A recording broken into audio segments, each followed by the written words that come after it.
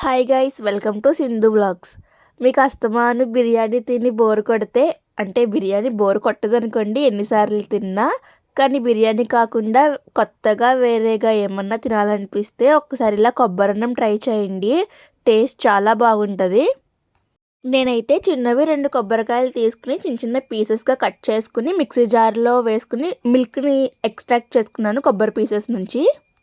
కొబ్బరి పాలు తీసుకున్నాక ఇప్పుడు స్టవ్ ఆన్ చేసి స్టవ్ మీద ఒక పెద్ద గిన్నె పెట్టుకుని అందులో కొంచెం గీ అండ్ ఆయిల్ 2 వేసుకున్నాను. దాని తర్వాత మీకు చూపిస్తున్న హోల్ స్పైసెస్ని, ఒక ఆనియన్ని, ఒక 4 పచ్చిమిర్చిని పొడుగ్గా కట్ చేసుకుని వేసుకున్నాను. కొంచెం ఆనియన్స్ ఫ్రై అయ్యాక అందులో ఒక టీ స్పూన్ అల్లం వెల్లుల్లి పేస్ట్ వేసి అల్లం వెల్లుల్లి పేస్ట్ పచ్చివాసన పోయేంత వరకు ఫ్రై చేసుకున్నాను. దాని తర్వాత మనం ఫస్ట్గా తీసుకున్న కొబ్బరి పాలని అందులో వేసుకున్నాను. టేస్ట్కి సరిపడా సాల్ట్ వేసుకుని నేనైతే 3 గ్లాసులు బియ్యం తీసుకున్నాను. 3 గ్లాసుల బియ్యానికి 6 గ్లాసులు కొబ్బరి పాలు అయితే వేసుకున్నాను.